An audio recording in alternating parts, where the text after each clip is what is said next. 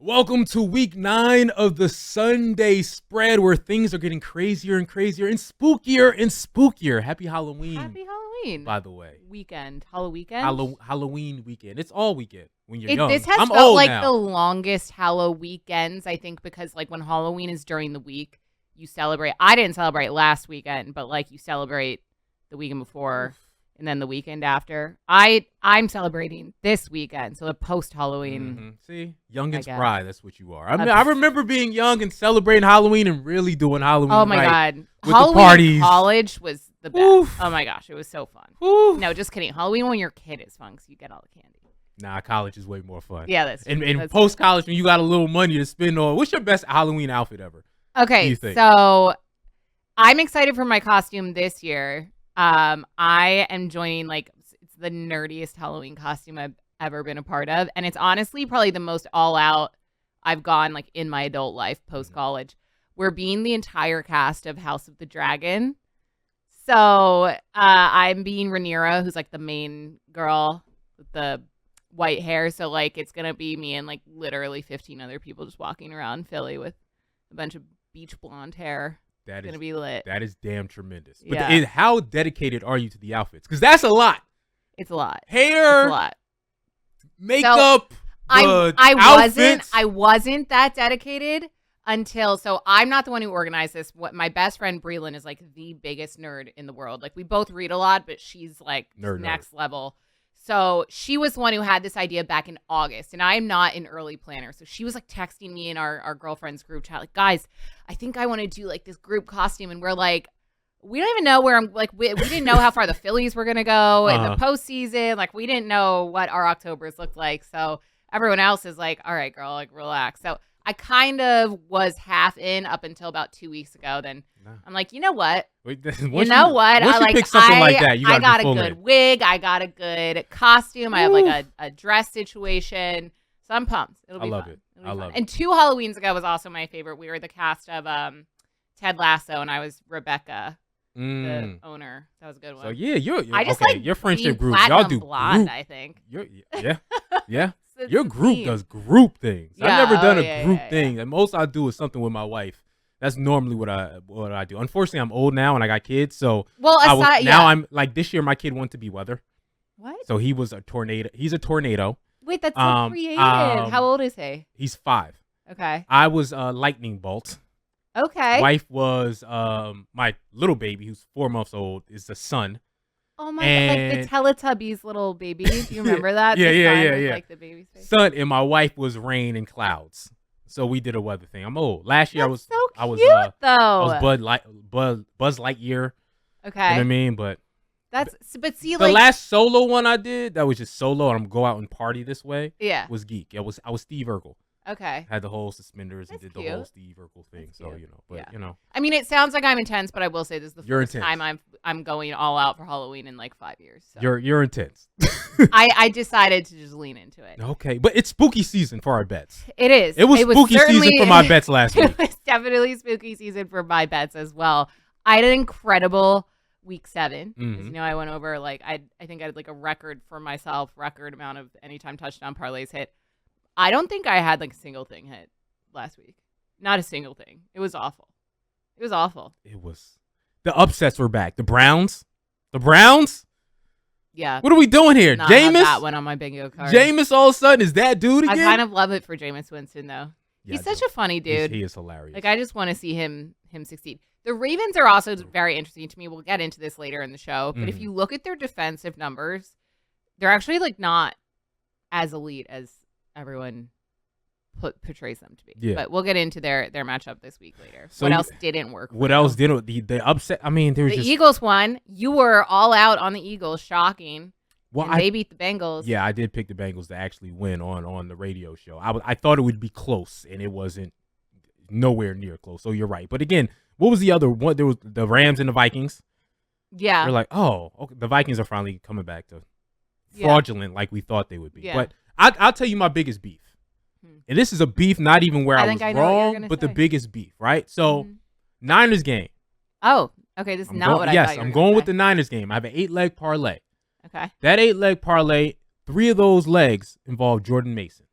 Okay. Jordan Mason getting over 75 yards, Jordan Mason anytime touchdowns, and Jordan Mason getting over 9.5 yards through the air. Okay. He gets hurt. Like, he literally only played, I think, 3 plays. So I checked at halftime. They BetMGM. My beefs with BetMGM. I know you're the sponsor, and I appreciate your money. But still, I could have got more money, and I feel like you screwed me. They canceled out the 75+ of Jordan Mason. But that's nice of them. I feel like that rarely happens. It rarely happens. But my problem is, if you're going to do it, do it. Because they didn't cancel out the anytime touchdown and for the catch for him needing to get 10 yards. So wait a minute, because I hit everything else. Why would you? I'm okay if you don't because I got screwed on injuries all year. Like almost every week I get screwed on an injury. But if you are going to cancel one thing out for a player, you got to cancel everything. Maybe someone can explain this to me. I don't know if Kenny, Dylan, I don't know if y'all understand because right now it just looks like X's. Yeah. Right? Like everything looks like X's. But when I look during the game and after the game, it said a cancellation for 75+, nothing for anytime touchdowns or for him needing 10. I'm like, what are we doing here? Hit had he had that not yes. had they all been voided. If those would have, it would have hit. A technical error on their end, or like maybe someone started to void them, and I don't know if they took it back. Like, no, we're not voiding Jordan Mason's. I don't know if it reversed. I don't understand what happened, but you can't cancel out one aspect of a player and leave all the rest. It's either all or nothing. That is very weird. So can I tell you what I thought you were gonna say? Oh, go ahead, because I was gonna say it next. Something that it actually messed my parlays and bets up as well for the Eagles-Bengals game. Yes, Eagles got the win. Jalen Hurts had several touchdowns and Saquon Barkley had none. What do you call Jalen Hurts? A touchdown merchant. The touchdown merchant. You don't deserve this. Why do you get an A on the group project when you didn't do anything? Okay, but to be fair, he actually earned one. He ran one in like clean. It was a clean run. It was not a tush push. At what point do you say? It was 1 or 2. Because I'm about to sound old. Growing up, they used to say, "Oh, he earned it, so we're gonna give it to him on the 1 yard line. We're gonna give it to him on the 2 yard. Oh, get him back in there. He got us here, so he gets the finish." That's what they used to do. Now it's just touchdown merchant Jalen Hurts. And I know Saquon Barkley, he's all nice. Nah, run it. Run the inning. No, give it to him. Oh, let my guys eat. What are we doing here, Saquon? Like, does he not, like, my first question was, do you not have a touchdown incentive in your contract? Because almost every skilled player has that. Because you ain't going to hit your incentive if you keep a lot, like, and it's the second time, and I think it was like twice his game where he got them to the inch line. Yeah. Yeah. The inch line. He couldn't get in. I think that was the one that I texted you on where he got them down to inches and then the first tush push didn't work, and then the second tush push didn't work, and I think they finally got in on like the third try. Look, maybe we should just go back to basics of last year and take a Jalen Hurts anytime touchdown every game, because like that's been probably a more sure thing than Saquon. You're right. Saquon will get you there, and then he's gonna get the A on the group project where he stayed home, didn't do nothing, didn't even show up to the meetings. No, I don't want to say that. Obviously, he showed up and did his work, but you don't deserve the gold trophy, which is the touchdown on this drive. Yeah, Saquon does. So and now Saquon's on my ban list. Like, you can't remember when I said early in the year, I think Saquon's the guy you go to and Derrick Henry's the guy you go to for every week, just like Christian McCaffrey was last year. Yeah. Clearly Saquon's not on that list. Yeah, but I'm saying you should replace him with Jalen Hurts. Yeah, I should. Yeah. I should. But it pisses me off that I have to. All right, he's stealing touchdowns. It's just not right, damn it. Besides that, did you have anything else that stood out to you last week? Literally, like, it was just an awful week. Oh, I do have to thank you, though. For what? I went back to the well that I said I want to go to. David Montgomery. Oh, yeah. I thought of you when that happened. He got an anytime tutty. He didn't get the yards, but he got the anytime tutty that I picked. We're always talking about whether to go with Montgomery or Jahmyr Gibbs. It's always hard to kind of pinpoint. Jahmyr had the big overall game, but David did get a touchdown. That game was insane. Threw for one. That game was insane because the Lions offense was essentially playing like Jared Goff had less than 100 passing yards, and they somehow put up 50 points. How that happens, I don't know. But the Lions offense is rolling right now. They're kind of scary. But yeah, I mean, I'm glad that worked for you. I don't think I bet either of them to get a touchdown just because I didn't know which way to go. Yeah, and they both did. Montgomery's banged up going into the week too, wasn't he? Yeah, but so what? Yeah. So what? Everyone is. And then you mentioned the Rams. Like, I don't think a lot of people knew the extent in which Puka was going to play and like what kind of, I didn't expect him to have any kind of impact on the game. I thought it was kind of just like ease him in situation. I was wrong about that. So I didn't. Yo, I got really screwed. I had Cooper Kupp. Yeah. Plus like I didn't take any plus. Puka props or anything because like I thought that was a little risky. Yeah. I was like, oh, he'll get it. Cooper would get all the burn. Nothing. So yeah, a spooky week. Let's talk about what's sort of gonna go down over the next couple weeks and what has gone down and what went down last week.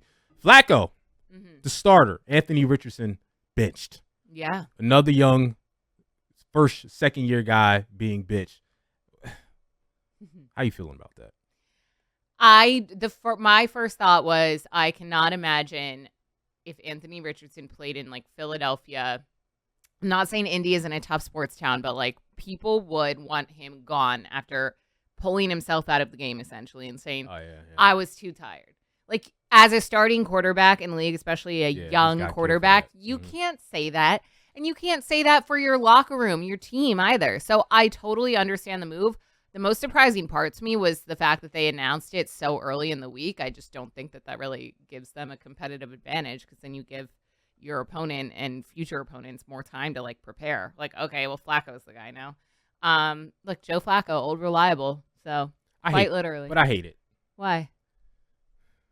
How many? Anthony Richardson's too tired to finish a game, so why should he be a starting quarterback? If he was being disciplined for that reason, then be disciplined. Have the coach yell at you. Do what you need to do. But to bench him, like every young quarterback in their first or second year, when it's not working out, all of a sudden you're going to bench him. Like what happened to teaching kids, letting them learn, letting them go through growing pains? I tell you what. Maybe this is teaching him. Like he could start again maybe later in the season. When does that work? When does benching your young star early, like let him go through the pains? Let him, like, it's Bryce Young. It's you saw it, then Bryce Young had to go back out there again and look terrible because I saw an all-22 play where they had five receivers. All 22 of the Carolina Panthers. Well, I used to work down. I used to work down there, so I used to cover the Carolina Panthers. So I got guys sending me things and whatnot. But they sent 5 players on a slant at the same time. Like 5 slants, 5 8-yard slants. You expect Bryce Young's fault. That's what I'm saying. Like they're not developing, and different quarterbacks have talked about this all the time. Like when do guys get to learn and develop? When do they get to go through growing pains? I tell you what, when I saw Eli Manning, and again, I'm from North Jersey, so I grew up having to watch the Giants and the Jets. When I saw Eli Manning in his first year, I thought he was the worst quarterback I've ever seen in my life. Mm-hmm. That's how bad Eli Manning was. He was awful. Imagine if you bench him at that point and say, all right, now we got to move off and go somewhere else. You never get 2 Super Bowls. Mm-hmm. So I don't understand. They don't develop quarterbacks anymore. And again, I know you should be mad at Anthony Richardson for what he did, but to me, Anthony Richardson shouldn't have started in the first place. He should have sat the first year or 2 of his career. Well, that's how I felt about it. Injury. Well, yeah, because they started him and then he got hurt. But I'm saying they didn't let him say, sit down and learn for a couple years. Jordan Love learn for a couple years and all of a sudden be a stud. Like, I just don't like the philosophy that people have around young quarterbacks. I get it.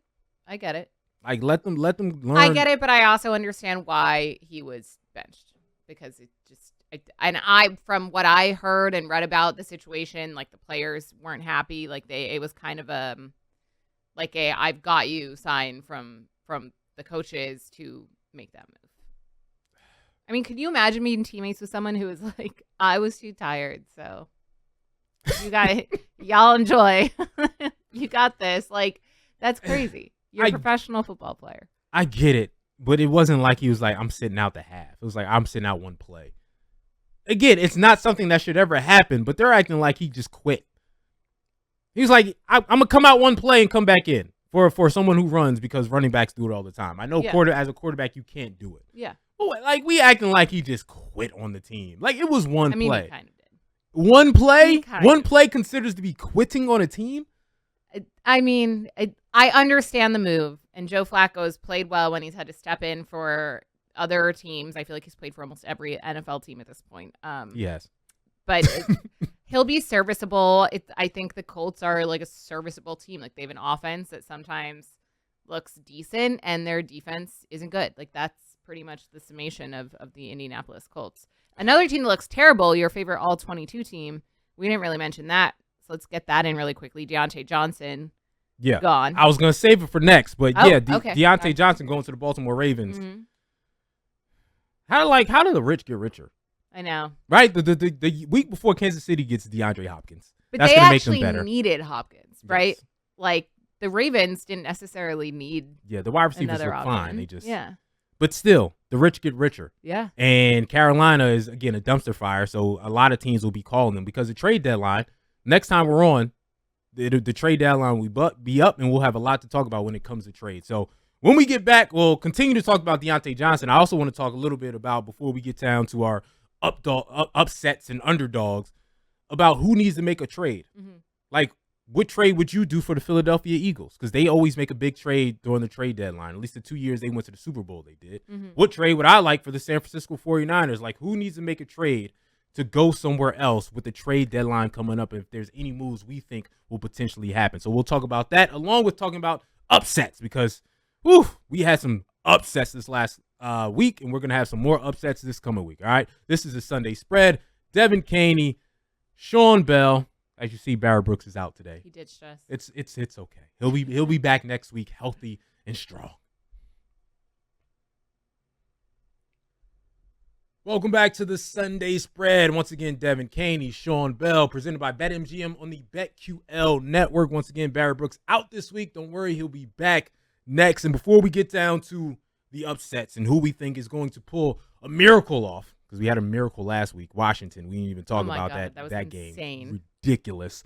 That was another game that did not go my way. Remember, I was in on the Bears covering their spread and winning and beating the Commanders, and I was wrong. I also didn't think Jaden Daniels was going to play. Yeah. So. We didn't. I didn't think neither one of us, because I would have picked Washington to win.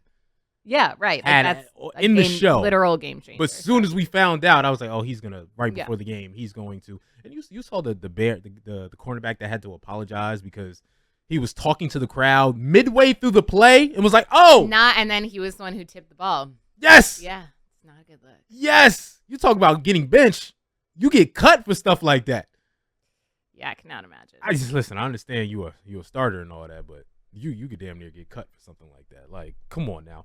What is we doing? But again, two electric quarterbacks that we'll talk about later. Trade deadline coming up, Devin Caney. Mm-hmm. You are the GM for the Philadelphia Eagles. Yes. Is there anything that you feel like you need to do in order to step up this team and make them better and make them the Super Bowl contender that you want them to be?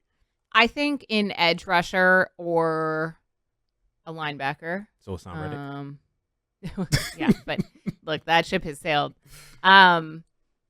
If possible, it would have to be a game-changing one where you'd have to give up a lot. So someone like Max Crosby, I think, would be absolutely perfect, but I just don't think that the Raiders are going to part ways with him, and you'd have to give up just a ton of assets. Also, if you look back at the Eagles' recent history of in-season trades, they haven't really panned out. Last season was Kevin Byard, who's a safety secondary player.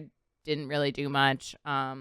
It's always been a defensive player, and it's usually an older, like the year before, I believe it was Quinn from Chicago. He came in and was he was a dud. Mm-hmm. So I think it's hit or miss. But then in 2022, they brought in two guys to help on the D line, and they were incredible, and they were great. So that would be my pick, an edge rusher or more depth for the O line, because the Eagles have already suffered.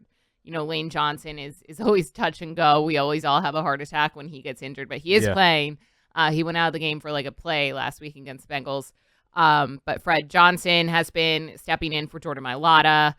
Just if one more offensive lineman goes out, that does worry me. Mm-hmm. So not the sexiest of picks, I know, saying an edge rusher and an offensive lineman. It's not we need a third wide receiver. But I mean, otherwise, I think the Eagles are a pretty complete team, unless you're talking a backup quarterback should Jalen Hurts get injured. I don't really trust Kenny Pickett, but I don't have a name in mind of who I'd trade for if I was the Eagles. I'm thinking for the Eagles, actually for a couple of teams, the Eagles, Niners, and the Detroit Lions in particular, Jadeveon Clowney. We're talking about people who are on the move. I don't believe Max Crosby's going anywhere. I don't believe Myles Garrett is going Which, by the way, I think is stupid. that the Raiders are not letting Max Crosby. Like, they came out and said they had no intention of trading him, which I don't know if that's fully true or not. Like, you aren't good. Why do you need him? Why do you need him? But they believe he's not. They believe. I don't think they believe it's total rebuild. And I think they believe. That's why I'm saying they're being stupid, because oh yeah, it should be total rebuild. You guys aren't winning anything anytime soon. Let that guy go to a contender. Yeah, but he's 27, right? So let him go to a contender. That's not that young. Even if that's young enough for a defensive end, if they feel like, even if we are part of a rebuild and we feel like we'll be good in the next 2-3 years, we still want him. And he loves being a Raider. I know. So he does. You just get him out of here. He loves living in Vegas, but yeah. Let's be real. You're not going to be a contender in the next 2 to 3 years. You don't have a quarterback. I agree, but again, they feel differently. So Myles Garrett ain't going nowhere. You ain't trading away a future Hall of Famer in his prime. I don't care how bad you are right now. Jadeveon Clowney, again, a person who I was in North Carolina covering the Carolina Panthers when Jadeveon was in South Carolina. He is the best, first of all, high school player I've ever seen in my life. Mm-hmm. And he was the best college player I've ever seen in my life. You know what I mean? Like, at least the best defensive college player I've ever seen in my life. Drastically has underperformed throughout his career, but still has always been a solid defensive end. He can stop the run. He'll get you around 9 sacks every year and play solidly. And I think that's a guy with the Carolina Panthers who are looking to just move pieces off because they know they're going to be terrible and see if they can get things back. I think Jadeveon Clowney can fill some hole for some teams, especially the Detroit Lions. No Aiden Hutchinson. He can't touch Aiden Hutchinson's shoes, but to bring in someone who can be effective on the defensive line and break up plays and break up the run game and get to the quarterback from time to time, to me, he's the most realistic pass rusher defensive end available on the market. When I say realistic, meaning, like I said, Max Crosby and those guys aren't going to be available. Yeah. Yeah. I mean, I could see that. I know that there's been rumors that he will go to NFC teams, like you mentioned, the Lions. The Niners have also been in the mix for Clowney. I don't know if he's been mentioned when it comes to the Eagles. The Eagles continue, but I think every team says this. Like, they're good. Like, they're just standing pat. And I do think for the first time, maybe in over a decade, the Eagles are in a really good spot with their secondary. So I know I'm shifting from the trenches to the secondary here, where they have rookies who have just stepped in and stepped up immediately. Guys like Cooper DeJean, guys like Quinyon Mitchell. And it's just a really rare thing, at least here in Philadelphia, for our team to have these young guys. We've gotten so used to having aging, but still, Darius Slay is still good, but he's getting up there. And just knowing that we are pretty much set as long as they stay healthy at that position for seasons to come is really relieving. And it's nice to just be able to focus on all right, so maybe now we can beef up the defensive trenches a little bit. I would love Clowney here in Philly. I just don't see the Eagles or a player of that caliber who makes that much money I don't see the Eagles and Howie Roseman being willing to give up what it would take to get someone like him or Max Crosby, even if he was somehow on the trade block. Well, Jadeveon doesn't make a lot, so I think that I thought he did. $95 million? Is that currently? That's not the deal he signed currently. I could be wrong. Maybe I'm wrong. I thought he signed with the Carolina Panthers on a one-year contract. I'm probably wrong. Yeah, I'm pretty sure he signed with the Panthers on a 1-year contract. So it's not. I don't believe. Okay. Free and Patrick has agreed to a 2-year, $20 million contract. It's 2 years, $20 million for the Carolina Panthers. So it's okay. That's not bad. Maximum value $24 million. Yeah. So it's something that's very, very affordable. And again, I say this from the Detroit Lions and the Philadelphia Eagles in particular. I've always said you need to have something close to a top 10 defense if you want to win a Super Bowl. Those are the two teams that I feel that don't have game records on defense. Aiden Hutchinson is out. So Detroit doesn't have anybody who's absolute game record. The Eagles don't have anybody on defense that's a game record, right? Maybe some of their young corners can grow into that. But currently, because again, the Eagles have 4 turnovers? I think it is. Quinyon Mitchell is starting to set the record for most almost turnovers. Yeah.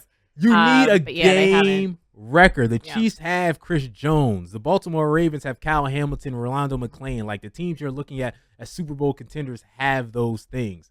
So that's why I'm Detroit and the Eagles need to find a game wrecker. Mm-hmm. That's the biggest thing that I'm looking at for those teams. So again, I think Jadeveon Clowney is not necessarily that, but a good name that could be looked at. And I don't really know who else. It seems like a lot of wide receivers are being thrown all over the place right now. And obviously, the Eagles, Detroit. You know what I mean? They don't. San Fran, Baltimore now has one. Kansas City now has one. I don't know who else really is going to need that type of player. Let's get to the upsets, because we had some upsets. Right? Obviously, last week with the Browns, getting the W over the Ravens. Is Jameis Winston like? I'm looking at the Cleveland Browns like maybe y'all would have been what you were last year if Jameis Winston was in the entire time. Yeah. Or it could be the, backup quarterback comes in, Andy Dalton situation that we saw with the Panthers. I don't know. I don't want to take credit away from Jameis Winston because I think he's hilarious and the guys love him. I think players love him and that helps. But the Browns weren't a bad team last year. They went to the playoffs last year. Their defense was really good last season. As soon as the backup quarterback got in. Yeah. Yeah. So maybe they just don't like Deshaun Watson. I don't know. Deshaun Watson just stinks. Yeah. And now that they have Nick Chubb back, I'm not saying that they're going to go to the Super Bowl, but I also don't think that they're going to be just the joke of a team that we saw under Deshaun Watson at quarterback. Oh yeah, it's going to be upset season. Yeah. With Jameis Winston as the quarterback now, I think. Really? Upset season. So you think they're going to continue to roll? I think they may be too far down. Because what are they, 2-6? I think they're going to be too far down to end up making the playoffs and making any noise. But I can see that team ending up being 9-8, 8-9, and just wrecking some people's hopes just because, you know what I mean? Hey, we're a lot better than what we were with Deshaun Watson. So let's go to the upset alerts. You look at the list of upsets.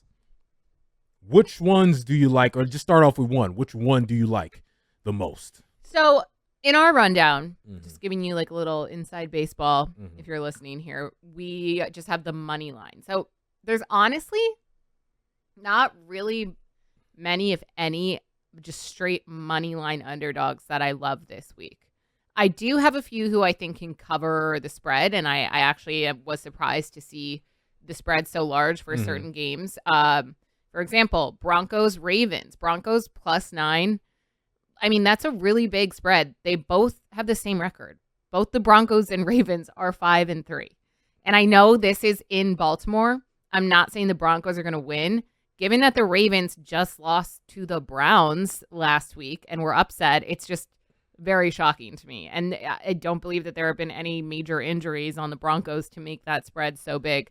So I could see them covering. I'm not going to say money line. Okay. But that would be my underdog pick in terms of someone who can make it closer than clearly books are predicting. I'm looking through this list of just straight money lines. We have Cowboys, Raiders. Cowboys are a disaster, by the way. We'll get to it. Yeah, there's not. Would it be funny if I took Panthers +290 against the Saints? That's a match of the Titans, right? Match of the swag. Battle list. of the what about you? List. What do you like?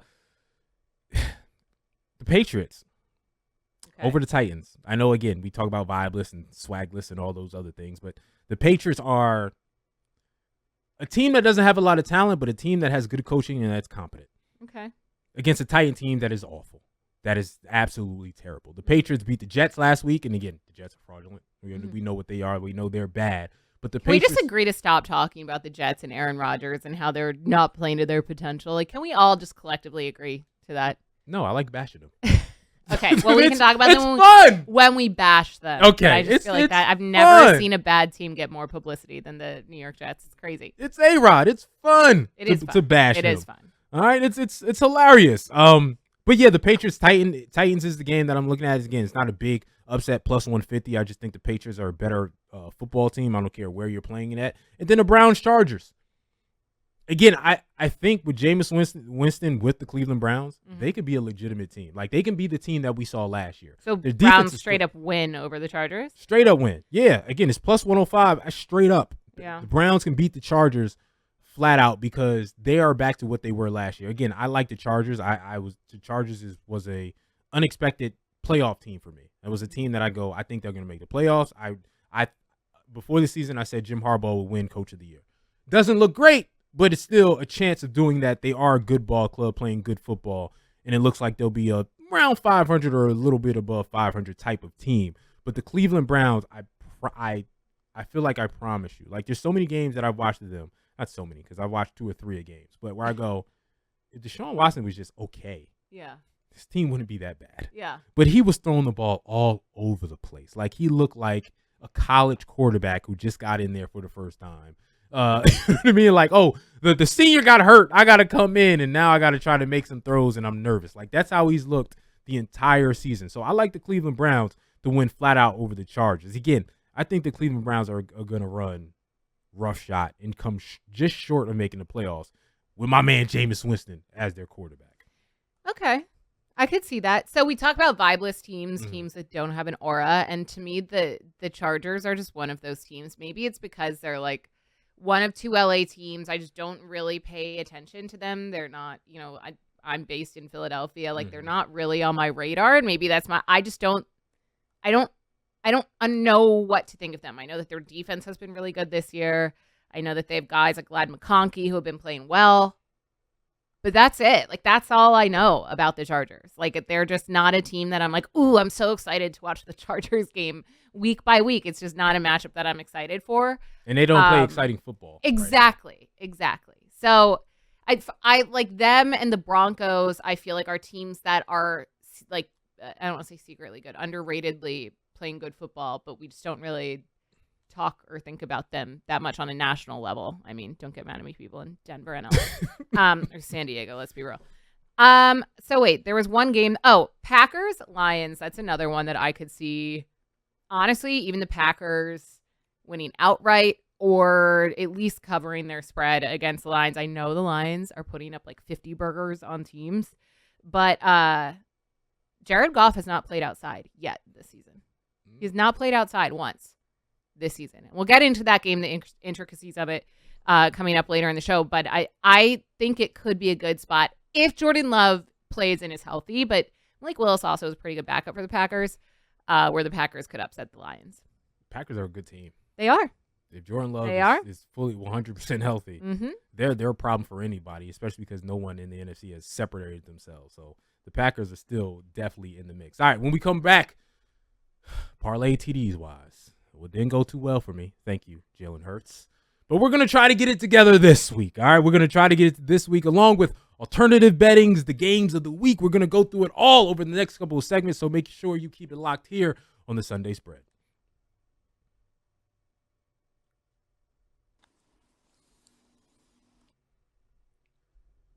Welcome back to the Sunday Spread. Once again, Devin Caney, Sean Bell, presented by BetMGM on the BetQL Network. Devin, you said we got to talk about this, and I was like, yeah, Devin, of course we do. You're right. Like we should have started the show. I know it's our bad job by us for not thinking of this earlier. Maybe because we didn't want to rub in a wound. Well, yeah, okay. So our producer Kenny Henderson is a Chicago Bears fan. Lives in Chicago. Correct me if I'm wrong, Kenny. Lives in Chicago. I cannot imagine watching my team about to win a game and then lose on a Hail Mary like that. Like I would be gutted. I would be so angry at whoever the player was who was like taunting the crowd and then tipped the ball into the Commander's hands. Kenny, how are you doing? I'm hanging in there. You know, the funny thing about it is that I'm not actually that surprised. When Randall Cobb caught the Hail Mary against the Bears back when I was probably about 10 years old to end the Bears season, it was very similar to that. I think that when it comes to coaching and this has happened to you before?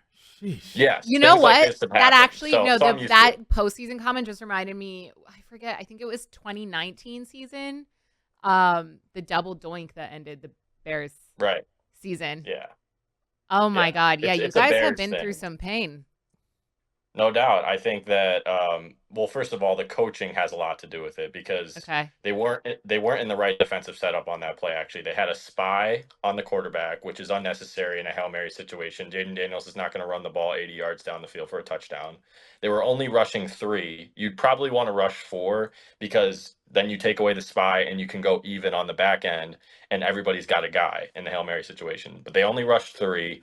They couldn't get after Daniels. They gave him, I think he had the most time to throw out of any quarterback in any play ever on that play.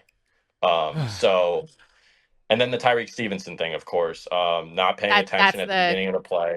That's the cornerback's name? Correct. Yeah. Tyreek Okay. Stevenson was taunting the crowd, of course, and tried to make a play on the ball, but he tipped it in the air. I mean, he did exactly what you're not supposed to do. If you're going to go for the ball, you got to make sure you're tipping the ball down. And he tipped it straight up in the air, right in the hands of Noah Brown. I mean, it couldn't have worked better for the Commanders in that situation. Not to mention that the play before, they gave the Commanders a free 15 yards on a Terry McLaurin reception that Matt Eberflus said was not a big deal. He said we were willing to give them those yards because we believed in our Hail Mary defense, which was clearly not the case because one of your players didn't even know the play was going on. And yeah, so it's coaching, and it's at the end of the day, the Bears are just one of those teams, a lot like the Browns, the Jets, the Chargers, the Cowboys, teams that just lose in tragic ways. So wait, I want to hear your just reaction. I forget about here. What did you say? What curse words did you use? What was the initial reaction, or were you just like, of course? I was actually in the BetQL studios in Chicago, and all the guys at 670 The Score and everybody it was a lot of loud noises for like 10 seconds, and it was complete silence the rest of the night in the studio. No. Yeah, a lot of loud noises. Everybody was upset. Yeah, there was a lot of loud noises, kicking things that I had heard. I don't know, but I wasn't. I cannot imagine sports talk radio in Chicago this week. Like if that happened here, and I know Chicago is a very passionate sports town as well. Like people would probably be demanding the coach's head, the cornerback's job. Like so, what are people? I need like to text. They're out on Eberflus, right? I need to text Marshall Harris. Yeah.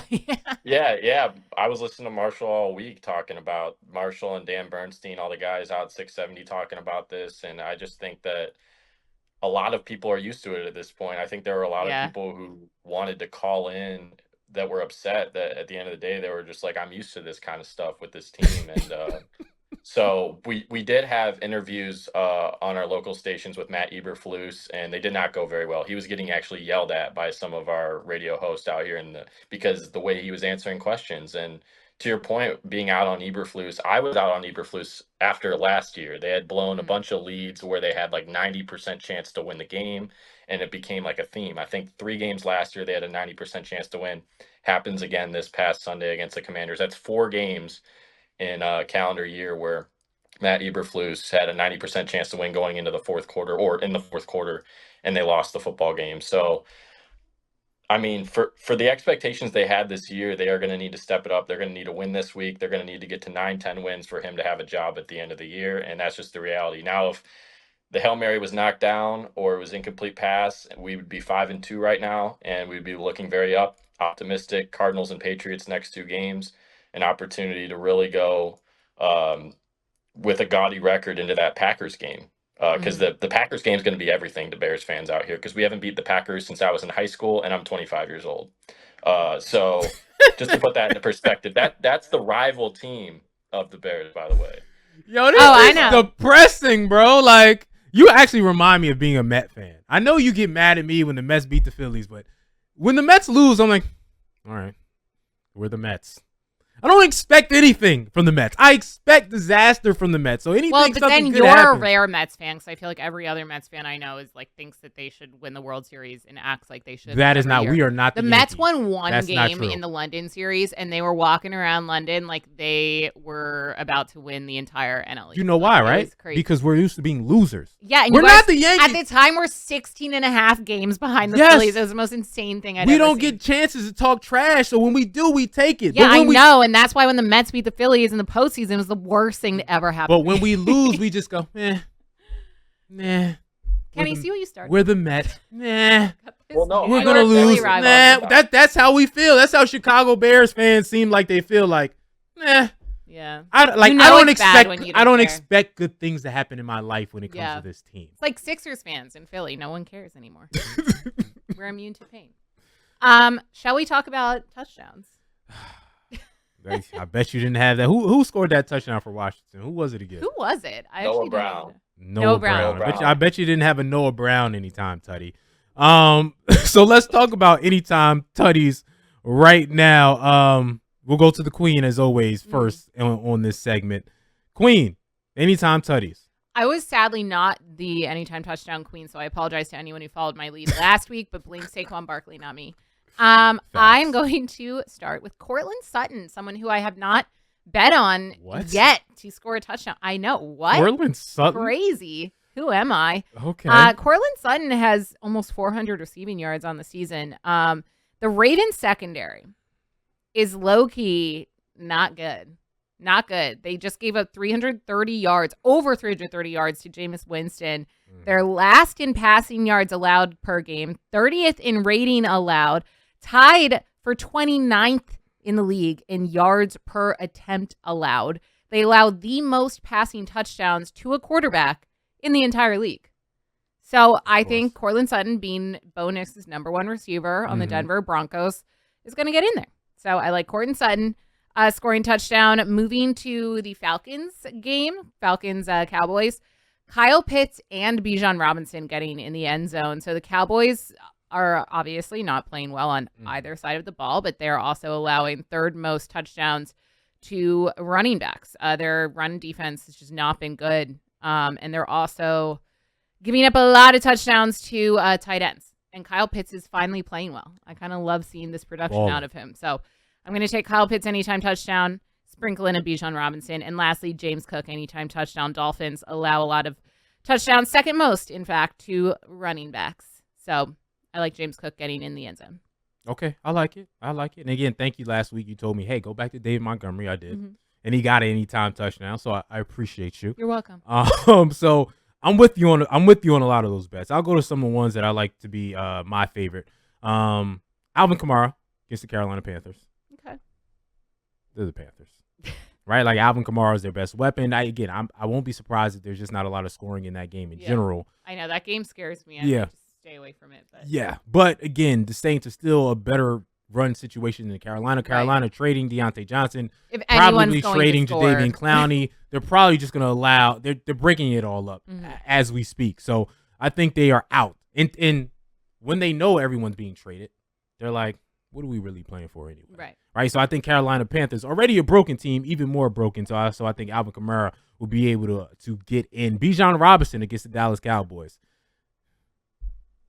You can punk this team, right? Like.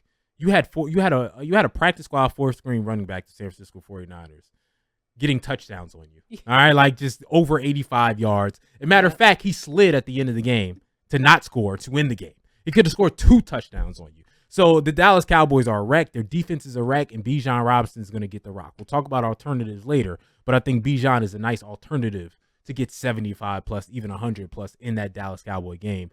Bengals playing a bad Raiders team. Again, the Bengals got smacked by the Philadelphia Eagles, but they're playing the Raiders, right? And so I think Chase Brown will be able to get in. Jamar Chase is usually the guy I go with the Cincinnati Bengals. As a wide receiver, he's consistently gotten an end zone, but Chase Brown has been playing some good ball, so I think he's going to go ahead and get it anytime tutty too. So those are the individuals that I feel absolutely positive on. Everybody else, I'm like, Yeah. Like, I'm a little nervous, like the Detroit Lions, Green Bay Packers, right? Like Jahmyr Gibbs and David Montgomery, like one of them should get in again, right? Like they're running backs. They're a running team. The running backs get in. Yeah. So I think I want to throw one of them on top of the mix. It's never know. Once again, it's our weekly debate. Which one? I mean, there's several games where both get in. Yeah. So it could be both, but at the same time, I'm a little too punk. And we know that the Packers' run defense has not been great. Yes. I know. It's a tough one. It's a tough one to choose. And I'll just go back to Jahmyr Gibbs because he's had the hot hands over the last couple of weeks. So again, that may be someone I throw on top of that parlay, depending on how I'm feeling that day, depending on how much the odds go up that day. So Jahmyr Gibbs would be the one that I pick out of the two because he's been the hot hand the last 2 weeks and has gotten a lot of yards and a lot of touchdowns from those teams. And then the Eagles one I'm still debating, Jalen or Saquon. Touchdown merchant or the guy who should be getting the touchdowns. Because at some point he's got to get one, right? He's got to get a couple more, but... Yeah. So I have a solution. Just do like a little mini touchdown parlay and just take both. Take both. I actually went back and looked because I wasn't sure if it felt like Saquon has almost scored at least one touchdown. I know he's had multiple touchdown in games or one game like every other week. It's almost every other week. He had a stretch of 2 games where he did not get in the end zone. But, I mean, they're playing the Jags. I think Saquon is probably a pretty safe bet, especially because he didn't get in there last week. Like, I don't know if they're going to need to tush-push this to get into the end zone. But he has to score outside of the 10. That's the problem I have. Like, all his touchdowns, like, it's got to be a 26-yard touchdown, a 30-yard catch. I think it'll be a receiving touchdown this week because the Jags are just, well, their defense isn't good against a lot of things, but they're definitely not good against receiving running backs. So, I don't know. I say Saquon. And do you want to get risky and say someone gets 2? We'll talk about alternatives later. Saquon. Saquon? Yeah. You are bugging.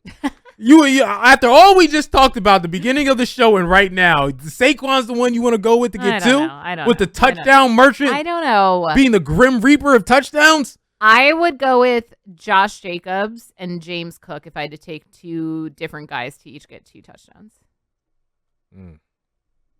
I think I might go with Jahmyr Gibbs. You just went on a speech about how you don't know whether to take Jahmyr Gibbs or David Montgomery. Now you're going to take 2 from Jahmyr Gibbs. When Jahmyr Gibbs is the owner of the Rock, it does feel like it feels like he's going to score all the time. So that's my problem. Like if it's Dave Montgomery, it's Dave Montgomery. But if it's Jahmyr Gibbs, it's pile on Jahmyr Gibbs. It's all about Jahmyr Gibbs. So that's the reason why I shy away from that bet. And if I win a little extra money that day, I'll throw one on for him. I'm like, I'm doing well. So I'll throw my extra whatever, $20, $30 and try to get that 2 touchdown bet for him. But if I've been losing money the first segment of the day, then I won't take that bet. Okay. So that's the problem I have with that. I know. I'm talking out both sides of my good logic. What. I feel like you just debated with yourself. Yeah, exactly. She's like, okay, whatever you say, whatever Sean. You say. All right, when we come back, alternatives. Big boy bets. Let's do 75 yards plus, 100 yards plus, 125, 150. Who do you think is going to have the biggest of big days? That's what we're going to talk about next on the Sunday Spread. Devin Caney, Sean Bell.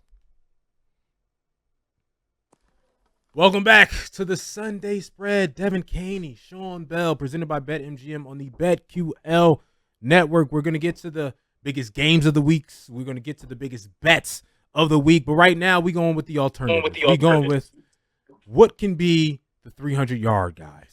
What can be the 150 rushing yard guys, the 100-yard receiving guys? Who's going to have a big day where it's plus 265, plus 400, plus whatever to win you big money? So with that, we're going to bring our guy, Kenny Henderson, back in.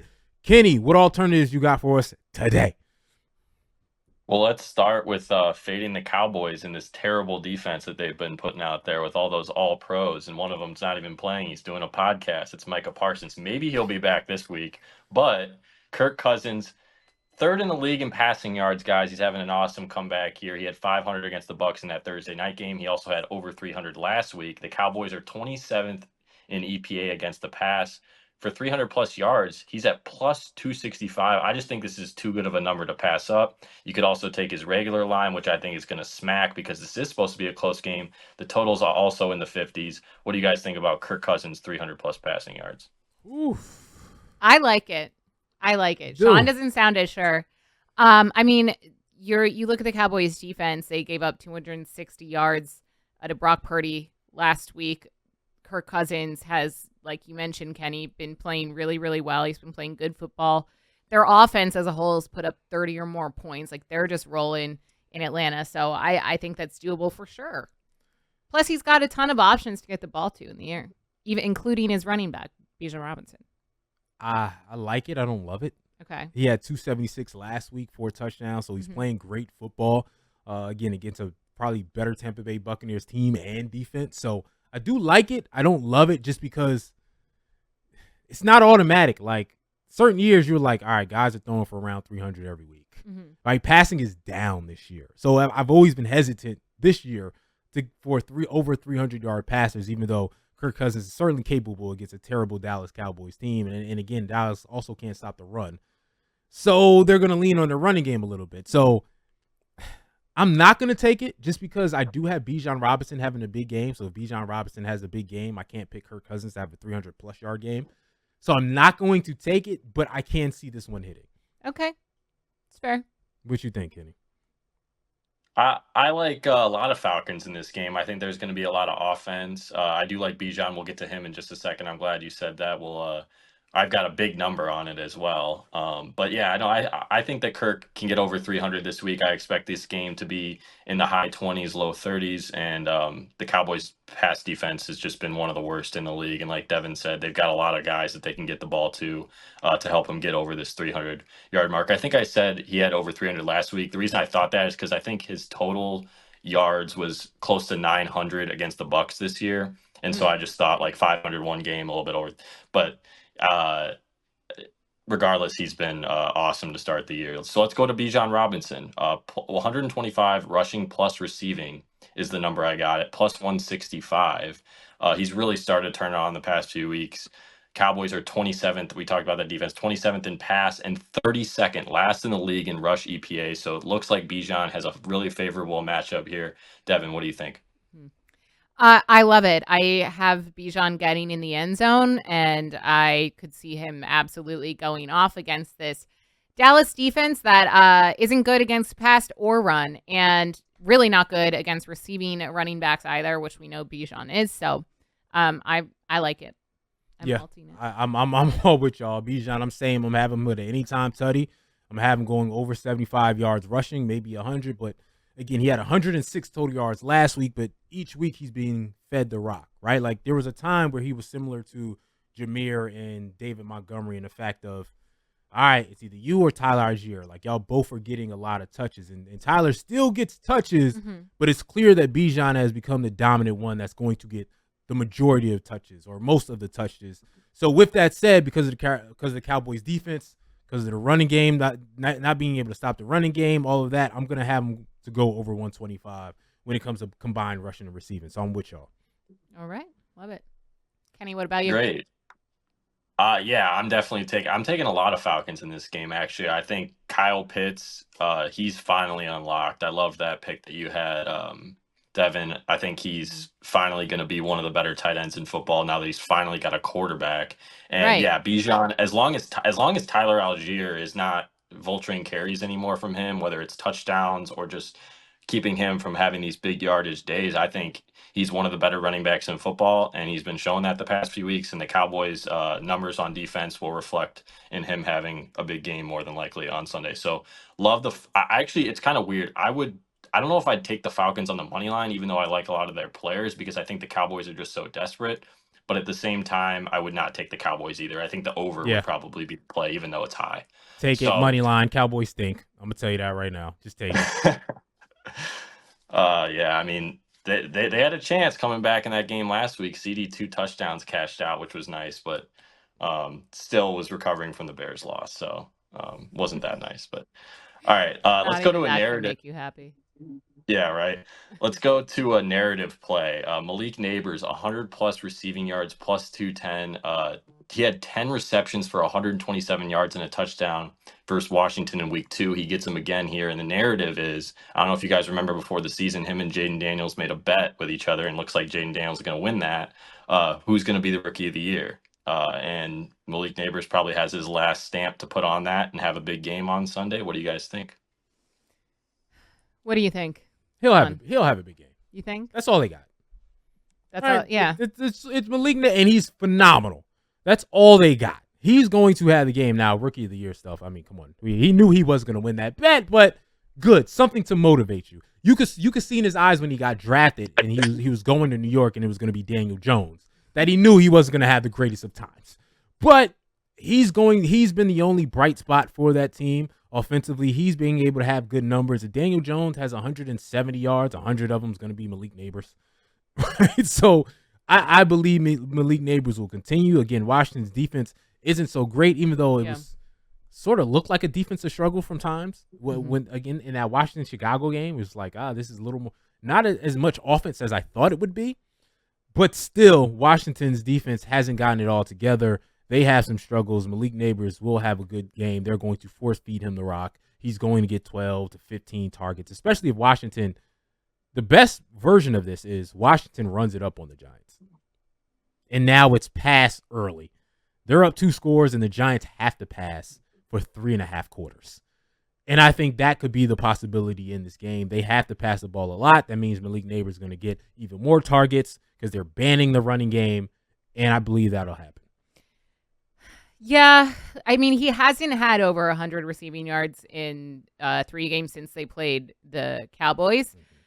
I like it. I think he'll have a big game. But a lot of it, I believe, will depend on Tyrone Tracy and if he is like definitely ready to go for the Giants, because he was questionable all week.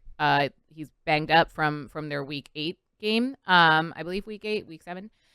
Because the Commanders' defense isn't good, but they're especially not good against the run. And I feel like with Daniel Jones, the Giants just don't have, like, Malik Neighbors is great, but can Daniel Jones, have a day where he's able to put the ball and connect successfully with Malik Neighbors time and time again to get over 100 receiving yards? So that gives me hesitation. But because Tyrone Tracy has been questionable, he's the only guy they got. Like you said, he's the only option. So I'll take it. Because I think he'll do it again. It's a hesitant I take. Due to Daniel Jones and the Giants. Exactly. But, it's nothing to do with Malik Neighbors. It's all to do with Daniel Jones. Yeah. But yeah, I'll take it. What you think? Yeah, I think that the Giants, oddly enough, match up really well against the Commanders because Malik Neighbors is a guy that you can get the ball to on the outside, but also defensively, the Giants have guys like Dexter Lawrence up the middle who are going to be able to stop the run and also create problems for Jaden Daniels as well. We saw in that game in week 2, the Giants lost because they didn't have a kicker. If they would have had a kicker in that game, they would have won. And I know the Commanders have gotten a lot better since then, but I think that this game will be close, and I think it'll allow Malik Neighbors to get over that 100-yard mark. And to your guys' point, he's definitely their best player and basically all that they've got. I'm not a huge believer in Daniel Jones, but look, I mean, is anyone? He's proven he can get him the ball. And I think, like I said, with Neighbors' last chance to put a stamp on that, but even though he's not going to win it, I just think a little bit of motivation with his college quarterback on the other side. I think that he's going to have a big game against Washington. This week. Let's go back to a quarterback, a guy who likes to scamper a lot. Kyler Murray, 50+ rushing yards. Now he's kind of on and off with this mark. Sometimes he doesn't even come close to it. Sometimes he flies over. But being a Bears fan, I know they have a tough time with mobile quarterbacks. Kyler usually hits this in the close games where he needs to run for them to win. This game is expected to be close. The Cardinals are only favored by a point. Sean, what do you think? I'm off of it. Just because he is so inconsistent, right? Like he'll have a game where he'll go have one big run and it'll go 64 yards, right? Then he'll have a game where he's just 15 yards. Like he's a guy like Lamar Jackson. You go, all right, he's going to get 10 carries and some of these are going to be called runs. Jalen Hurts is getting back to called runs, where you can say, all right, he's going to get over 50 yards because they're calling runs for him. Kyler Murray, they don't really call it. It's his scramble mode, and I got to go. So when he does get over 50, that's because he had one 45-yard run. He had one 50-yard run. But when he doesn't get that one big run, he's going to have 19 yards.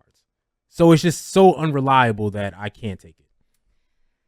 Yeah, I don't know. 50 just sounds like a big number, and I don't know. I feel like the Bears are going to be really angry from the way that their game against the Commanders ended, Kenny, as you described to us last segment.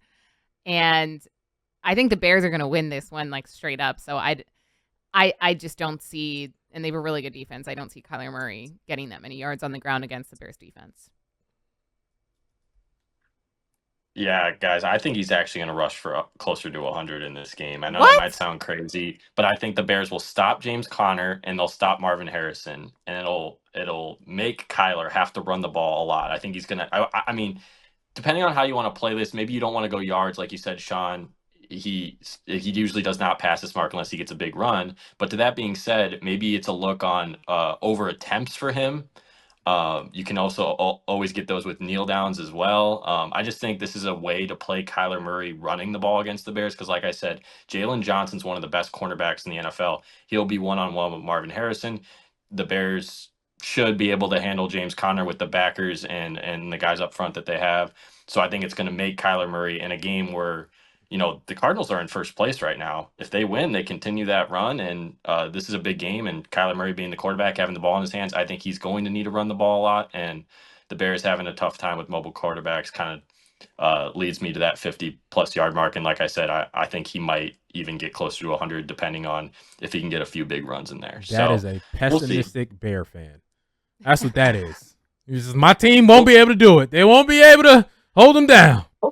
I just said that they would hold down Harrison and Connor. So I feel like I know my team and I know how things usually play out with them. Of course, I thought they were going to win last week, and they probably should have, but that didn't happen. And so, we'll see. I just think that if the Cardinals want to win this game, they're going to need Kyler to do things with his legs. And I think that, especially late in the game, if it's close, he's probably going to have to. So we'll see.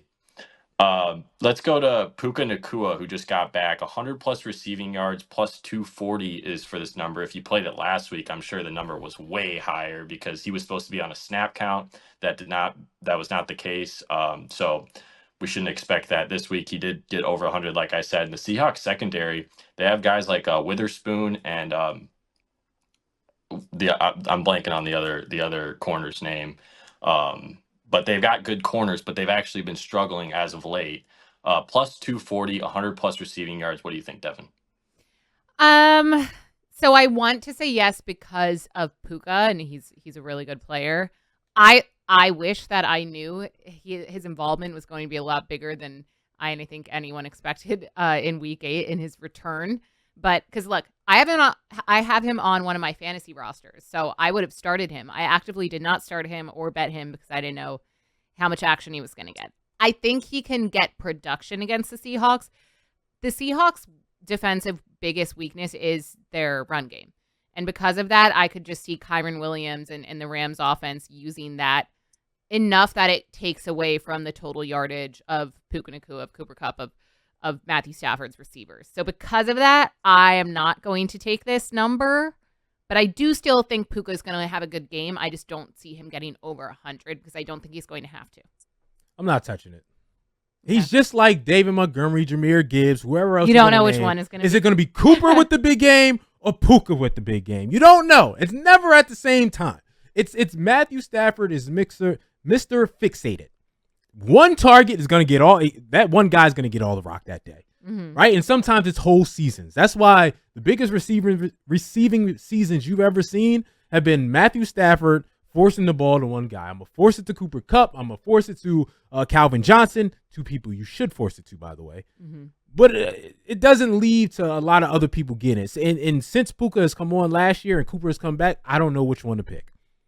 Right? It's even Jahmyr Gibbs and David Montgomery. Sometimes you go, oh, you both eat the same day. Yeah.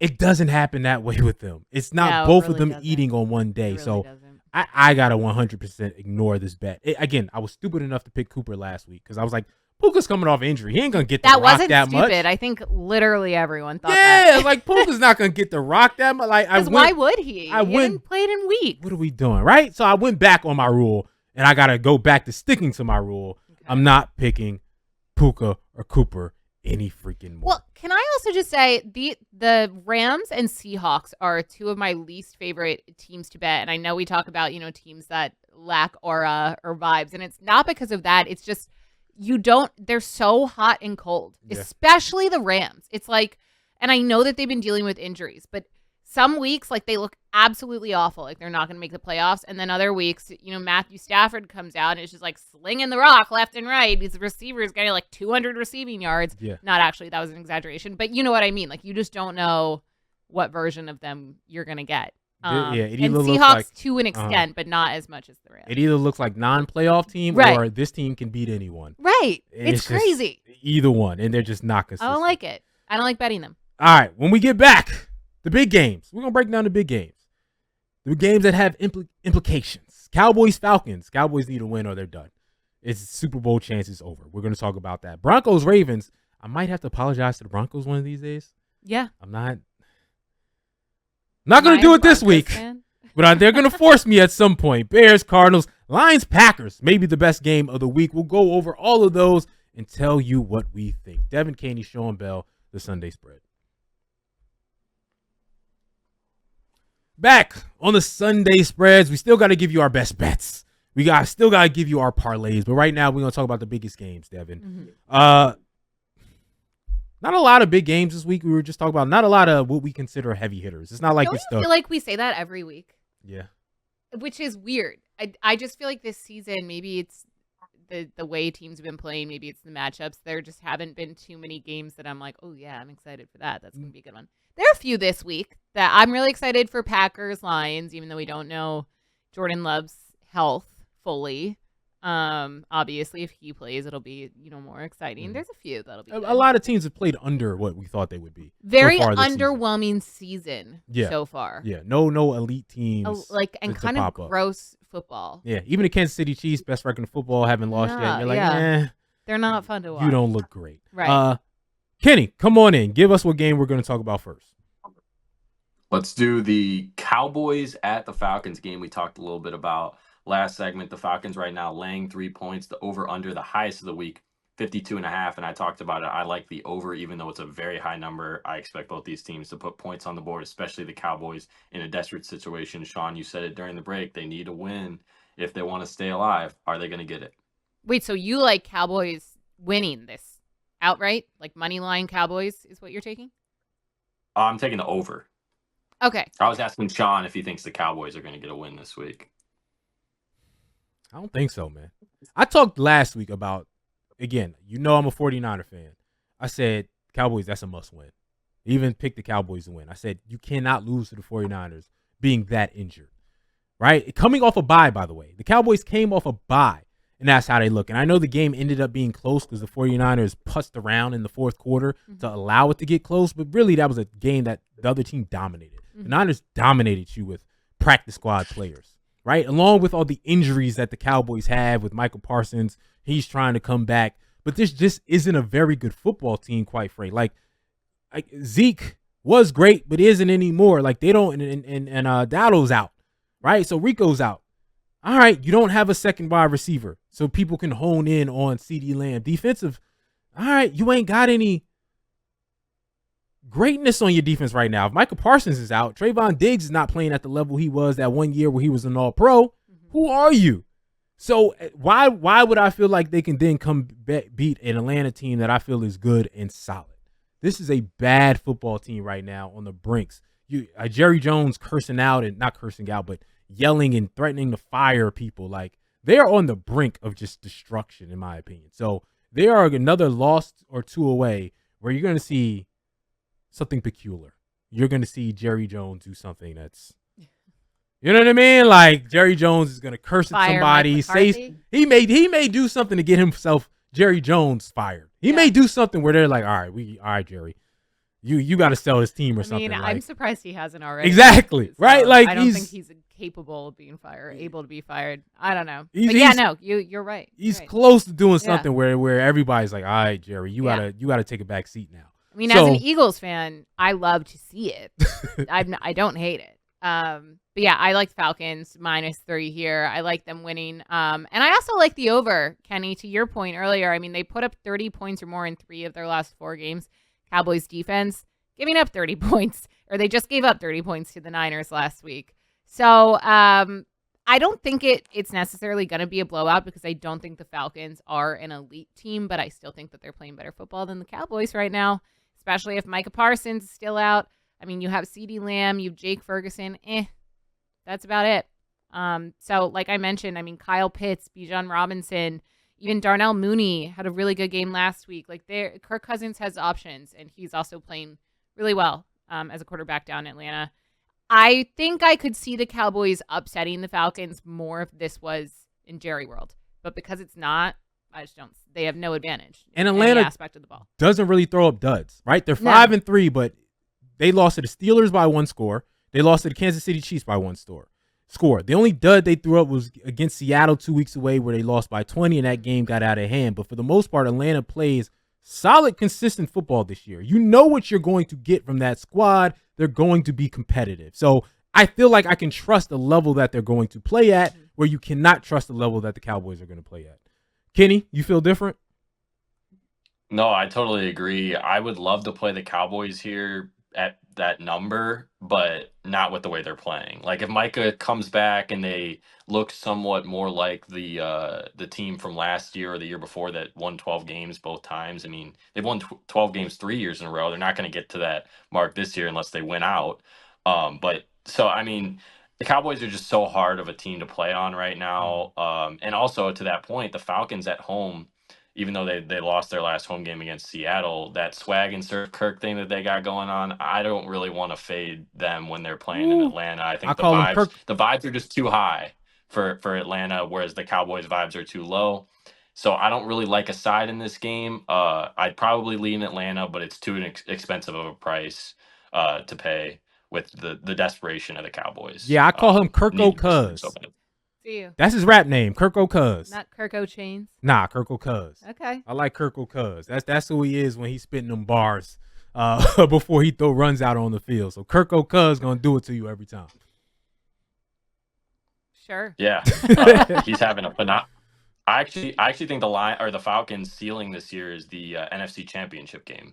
What? I think that they can make it that far. Yes. Who? I think the Atlanta Falcons, I think they can make it all the way to the NFC Championship game. Now, I don't think they could beat the Packers or Lions in that game or whoever they would play, maybe 49ers. But I think they can get a few, especially if they win the NFC South and they get a home game in Wild Card Weekend, potentially a home game in the divisional round if they were to win that. I think that they could win both those games.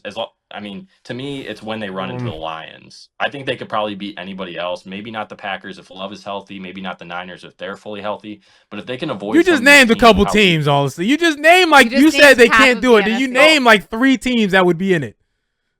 Well, I'm just saying hypothetically, like if their path was Washington and let's just say Washington, Minnesota were the 2 teams they had to play to get there, and they had both at home. I'd probably take Atlanta to go on and win both those games and play against Detroit in the NFC title game. That's why I think they can get the 2 seed in the NFC, which would help them a lot. Get them those 2 home games in the wild card and divisional round. I think that's their ceiling. Now, I mean, I don't think it's that hot of a take, but at the same time, I think a lot of people don't put Atlanta in that category. But at the same time, I think with San Francisco, all their issues, Philadelphia, Sirianni can't do that.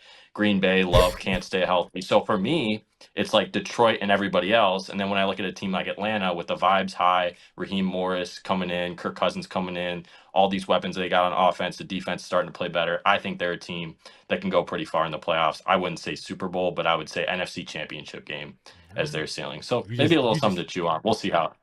You just named a very specific scenario to get. Save this clip. If it happens, we'll play it back.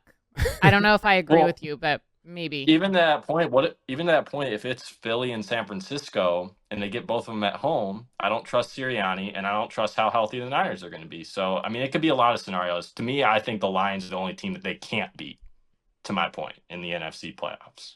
Is that fair?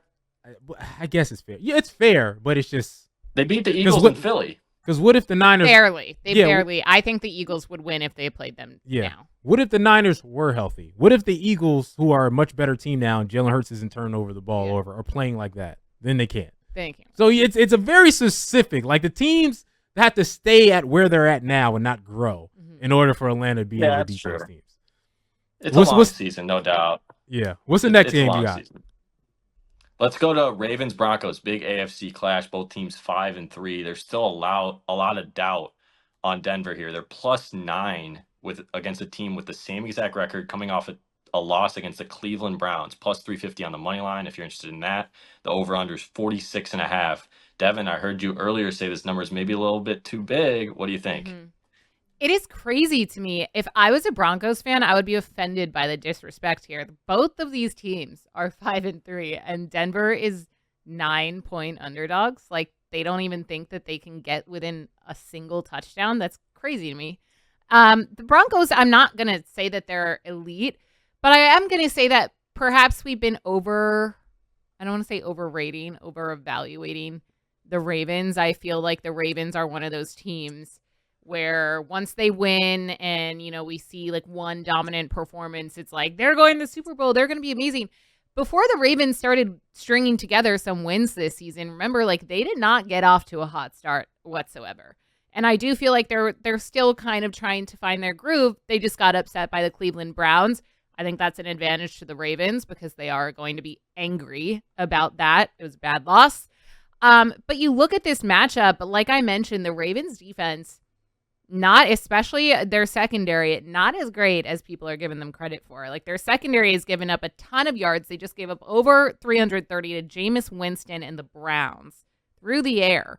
Last in passing yards per game, and Bo Nix isn't playing terrible football. He's coming off his best game yet. He had 283 yards. He had 3 touchdowns, no turnovers. I just think that there's a lot to be said for the Broncos in this matchup. They're also 5th against the run. Their defense does well against the run as well. We know Derrick Henry gets a touchdown every single game. I'm sure he will again in this one. But I'm just saying, I'm taking Broncos +9 because I think that they can get it within a touchdown. I'm not saying they're going to win, but I'm saying that they can keep it closer than 9 points. I was going to come and apologize to the Broncos. Mm-hmm. But now you're just going to fight me and argue me. Yeah, I just found some things in my research that allows me to continue the hate train. Let's hear it. The Broncos. Mm-hmm. Who have they beaten? They just beat the Panthers. Yeah. They beat the Saints. Mm-hmm. Lost to the Chargers. They beat the Raiders. They beat the Jets. Those are their last 4 wins. Those 4 teams will all be top 6 in the draft. Those 4 teams suck. They did beat the Buccaneers. That is their one good team. They beat the Saints when the Saints were good. No, they didn't. They beat the Saints 2 weeks ago. The Saints were in the middle of a 6-game losing streak at that point, where the Philadelphia Eagles destroyed their life, and now it hasn't been the same since. Oh no, it was the Jets who they played earlier. Yeah, they've beaten. I'll give them kudos. I thought they were going to be among the bad teams, among the worst of the worst.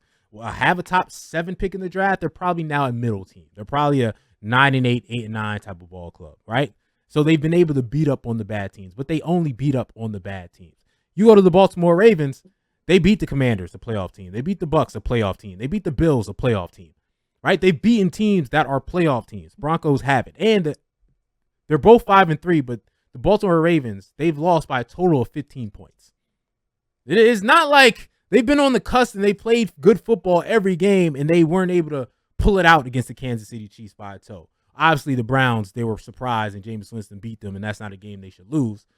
But the Baltimore Ravens, yes, the spread to me should be 9.5. I think they'll win by double digits because, all right, Broncos, you're not playing the Sisters of the Poor. You're not playing the Jets. You're not playing one of the worst teams in the league. You're playing one of the best teams in the league. And I think the Baltimore Ravens, Derrick Henry, go get them 2 touchdowns. 2 touchdowns. Huh? 2 touchdowns. What about Deontay Johnson props? Are you taking them or are you fading them? I never know when a new receiver especially comes in. Like, do they get production? Fading. Because every time I've done that, it hasn't worked. Right? It only worked for me. I think it was Amari Cooper had a touchdown in his first game with the Bills. Well, I had Amari Cooper for yards and it didn't hit. Yeah. So he had like a touchdown, but he only had like 35 yards. I picked it for over 50. Devontae Adams still hasn't had a touchdown or a game over 50 yards. Right? So every time I've done that where I'm like, oh, big trade, this guy should come in and be plugged in right away, I've lost that bet. So that's why I'm going to stay away from that, especially because you didn't necessarily need him. Zay Flowers and Rashard Bateman have been doing a pretty good job. So I'm too scared to make that bet. But again, the Broncos, salute to you for being capable. The big boys are coming to town. So my hate train is going to continue. Okay. It's fair. Agree to disagree. Doesn't this feel like a game where the Ravens defense finally can get back on track? Because they have really good players. They're just all underperforming right now. Kyle Hamilton drops the pick late in the game. They would have won, and we wouldn't be talking about a huge Ravens letdown from last week. I think that Bo Nix, being a rookie, going on the road, the defense knows it's been playing bad. I think this is a chance for the Ravens defense to really step up. I really like the under here because on the flip side, you've got the Broncos defense that's been playing awesome. And Patrick Surtain, to your guys' point on Deontay Johnson, will likely be all over him if not Zay Flowers, to try to take one of those guys out of the game. And I think this is a really gritty, low-scoring game. I wouldn't lay the number with the Ravens, but I would tease them down. I think the safest bet is teasing them down to -3, and I think they win the game by at least that. But at the same time, I mean, I could see the Broncos covering +9 because I like the under, but I think my bet in the game would be the under 46.5. So I like the over in the first one. I like the under in this one. Let's go to Bears Cardinals. 3:05 Sunday. The Cardinals are favored by 1 in this game. The Bears coming off a horrible loss in this game, or in last week's game against the Commanders. The Cardinals are on a 2-game win streak. They're 4-4, tops of the NFC West. Sean, are your Niners going to be back in that spot in a few weeks, or are the Cardinals going to continue on this run and beat the Bears? I mean, the NFC West is all 4-4s. You know what I mean? The Seattle Seahawks, San Francisco 49ers. Well, the tiebreaker goes to Arizona. Yeah, the tiebreaker goes to Arizona, but, everybody's 4-4, and so nobody's stood out right now, which is actually to the 49ers' benefit because they've been so injured. If you didn't pull away now, how are you going to pull away or win the division when Christian McCaffrey and all those guys come back? So it's a little bit of a disappointment for Arizona Cardinals and Seattle, actually, so far in this season. But, again, they're a solid ball club, but to me, they're an 8-9, 9-8 ball club. They're another team to me that they can play really well one week and not play so well the other week. They can flip-flop. You don't know what you're actually going to get from them, but, again, I think Kyler Murray can do some things. I think the run game and Connor can do some things, but I'm picking the Bears in this spot. I think the Bears are just a better team. I think defensively they're a really good team, so I think they're going to have a problem scoring against this squad. They're going to have problems with the run game. And when they have problems with the run game, then they can't do play action and some of the things that they need to do, then the Arizona Cardinals really struggle. So I think the Bears defense is going to be able to hold them down. And DJ Moore has a bounce back game because he wasn't able to do much last week. Has a bounce back game and does well against the Arizona Cardinals. So I think the Bears win. I'm not going to say comfortably, but I could see it be a 7-point win. I agree. I like the Bears here. I know Caleb Williams didn't have his best game against the Commanders last week. That, obviously wasn't even the reason that they lost. We all know what it was. We don't have to go over that again. Sorry, Kenny. But I do like the Bears winning, and it's such a small spread here, and rightfully so. But I just think the Bears defense is going to be able to stop Kyler Murray and the Cardinals offense. So I like the Bears having a bounce back game in this spot. Yeah, again, me too. -1.5. I think the Bears go over that. What do you think, Kenny, real quick before we go to break? Did we inspire you? Did we give you hope as a Bears fan? Well, that's the thing. The defense is supposed to be able to shut down this Cardinals offense, and the offense should be able to move the ball on a pedestrian Cardinals defense. The only issue is that Jonathan Gannon and Kyler Murray is a much better battery than Matt Eberflus, the dysfunction in the coaching staff, and then a rookie quarterback in Caleb Williams. That's the only thing I'm worried about. If this game stays tight late, I think the Arizona coaching staff and the experience of Kyler Murray will push them over the top. Now, with that being said, I think the Bears can dominate this game early and put it away. So if it's a close game, I'd lean Arizona. I would look at, you said 7 points, Sean. I would look at maybe playing a Bears alternate spread if you like the Bears for them to win this game by margin, because if it's close, Gannon and Murray is a big advantage over Williams and Eberflus. And DeAndre Swift balling. Mm-hmm. So we'll talk about our props, but he's going to be one of my props to go to 75+ in a minute. All right, we're going to take a break. When we come back, we'll talk about a couple more big games this week and obviously get to some of our best bets, TD parlays, who we like to upset, and all of that, reviewing all the things we've said throughout the show. All right, this is the Sunday Spread. Devin Caney, Sean Bell, Kenny Henderson. Welcome back to the final segment of the Sunday Spread. Devin Caney, Sean Bell, kicking it with you on a spooky weekend. Halloween. Make sure Devin, you're going to post Instagram. You're going to post all the costumes that y'all do as a group. All right. You know it. Make sure y'all check in. Because I'm going to check in. Because I'm like, actually, the funny thing is, I haven't watched House of Dragons yet. Really? And Game of Thrones is my all-time favorite show. Oh, me too. It's all-time in I've history. seen Game of Thrones like 2 times over, literally. It's my all-time, number one. It's the best show ever made on television. Yep. Ever. Thank you. Everyone's always like, but The Wire. No. Game of Thrones is literally a movie every episode. Please. Every episode. And hot take. Yeah. Season 7 was great. The final season? Not the final. The final season was 8. Season 7, because people always like to trash season 7 and 8. Yeah. Season 7, no one can tell me when they turn that dragon into one of the ice. Yeah. One of them. That you didn't have chills. I agree. Like people act like season 7, like it went downhill away from like season 8. I get it. Season 7 to me is still when season 6 was a masterclass. But season 7 had some of the best moments when they were I'm already forgetting the names. Where what's his name throws the rock when they're waiting in the center of the ice. Yeah. And they can't walk. Yeah. What are they called? The White Walkers. The White Walkers can't walk on the can't get in water. He throws ice. Oh my god, I forgot about that. And it doesn't drop. Yeah. And then the battle begins. Yeah. Season 7, tremendous. So good. Right when Daenerys and Jon Snow meet for the first time. So good.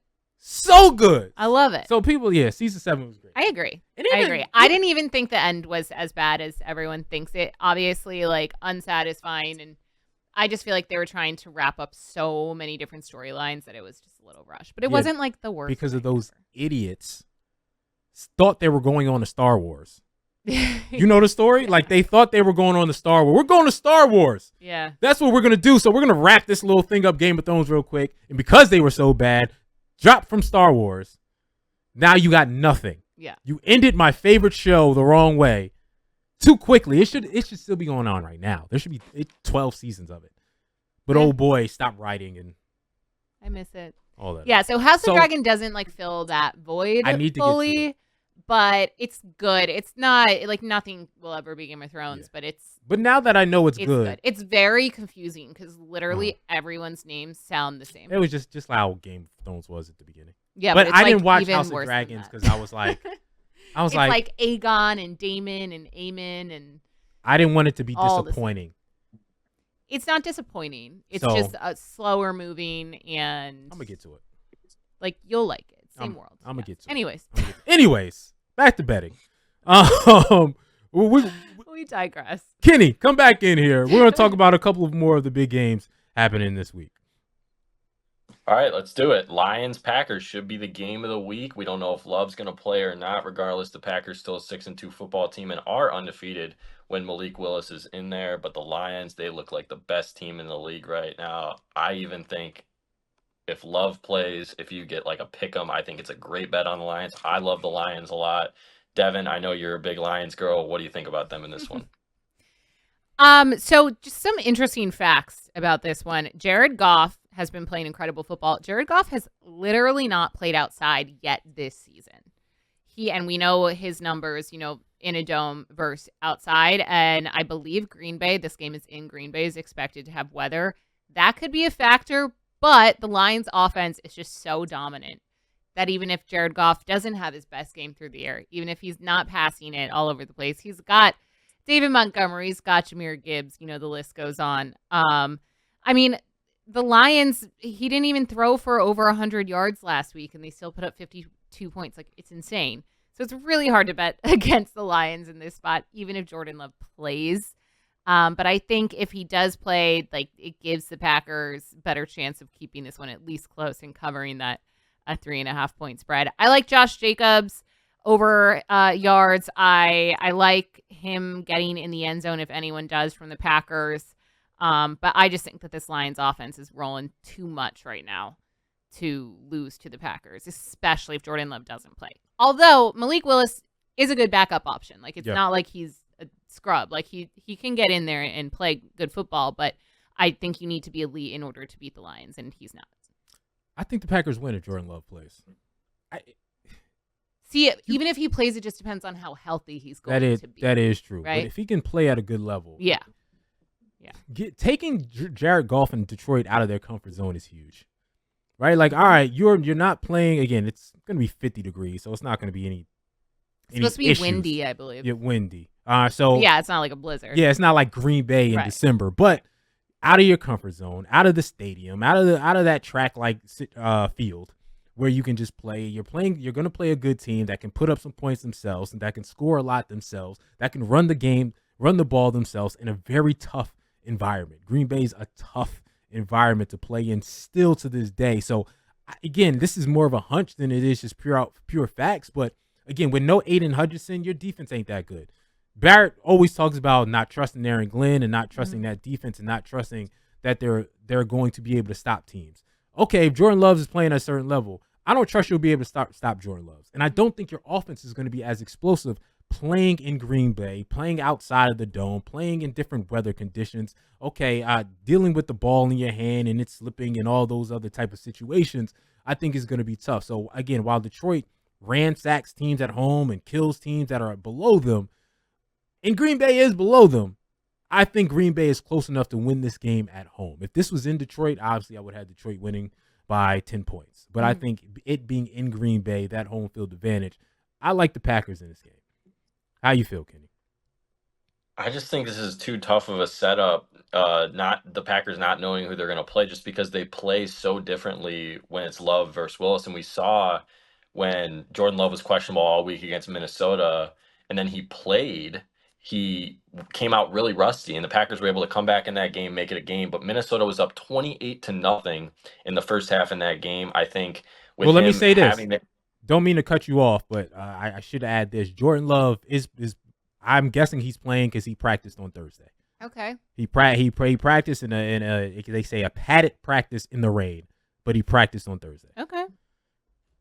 Okay. Well, I mean, I think that the line right now at 3.5, I think if you think Love's going to play and you think that's going to put the Packers over the top, I think this line has to come down if there's more speculation of him playing or not, because I think anytime you're laying 3.5 on the road, the team that you're playing is probably not very good. The Packers are a very good football team, especially if they have their quarterback.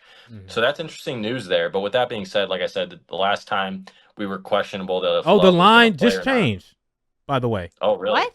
As the show was going, I'm looking because I have it up. BetMGM. It's now 2.5. So I don't know if it continues. Jair Alexander didn't practice this past Thursday. But that's Jacobs, another loss. That's a big one. Yeah. So I don't know if he actually plays, and if that changes anything. Josh Jacobs practiced on Thursday, so like you said, the line may close in even more by the time. I was gonna say, if you like the Packers and you think Love's gonna play and that's gonna be the difference there, I would suggest that you put that ticket in as fast as you can, because we might see this game at a pick'em very, very soon.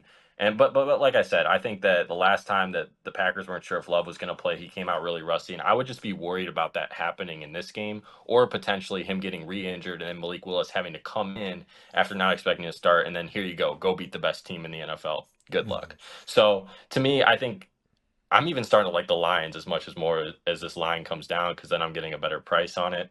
So I'm going to roll with the Lions. I mean, they are my pick to win it all. So I think the factor of having to play outside shouldn't phase them, because if you're the best team, you're going to go win the Super Bowl. You can't only play indoors. You're going to have to win games outdoors. So especially if they want to go get this number 1 seed and have those home games for the playoffs, this is a game that they're going to need to win, and I believe they will. So let's go to the Sunday night game, Vikings versus Colts. What a weird Sunday night game. I just have to add that. I think this got flexed into Sunday night too, because it was supposed to be Eagles-Jaguars. Yeah. And then Jags have not been playing well. And I believe at the time Eagles were not playing well, so they were like, no. Correct. You guys. Yeah. It's look, my sleep schedule loves it, but it is a strange pick for Sunday Night Football. Yeah, the Doug Peterson revenge game's not going to happen on primetime. It's going to be on 305 with the 6th best CBS crew now. Great. Good for Doug Peterson. All right, so Vikings Colts. This will be. I don't know if you guys remember, a few years ago these teams played, and it was the largest comeback in NFL history by Minnesota. So maybe it's a little bit of sour taste in the mouth from Indy. They're 5.5-point dogs. They're getting a new quarterback in Joe Flacco. Sean, are you going wacko for Flacco in this one, or are you going with Minnesota? Wacko for Flacco. This is a tough game for me. Like, it's one of those games that I might even stay away from, because again, I think Minnesota, I'm not gonna call them fraudulent, but I didn't think they were the best team in football, or a team that's a real Super Bowl contender. I think they're a good team that'll go to the playoffs. Colts, on the other hand, Joe Flacco, they're a better team when Joe Flacco's in. Even though I feel like Anthony Richardson still should have got more time to develop, or if you want to develop, want him to develop, he should have got more time. So, but they are a better team. I can go either way, but I'm going to go Minnesota Vikings if I had to pick one. Mm-hmm. I think they're a better overall team. I think they have a better overall offense and defense on both sides of the ball, and just great coaching. And you know how Brian Flores has been as a defensive mind. And so I think they have a good game. I think Justin Jefferson has a good game. I agree. I think it's just hard to take the Colts here. Even if I don't think I feel like fraudulent is a strong word to describe the Vikings. I don't think that they are clearly as good as their record started out, but I also think that they're good enough to beat the Colts. Even if Joe Flacco does give their offense a bit of a boost, just the Colts defense is not good. The Vikings clearly have the edge in terms of the entirety of their defense, especially, I mean, the Colts run defense, clearly not good. Pass defense has not been good in any category throughout this season. Because of that, I mean, you have Justin Jefferson. I believe TJ Hawkinson is supposed to be back for this game for the Vikings, and that's really big. You even have Aaron Jones, who can be a pass-catching threat. So because of that, because of the 5.5-point spread, I like the Vikings winning and covering against the Colts. What you think, Kenny?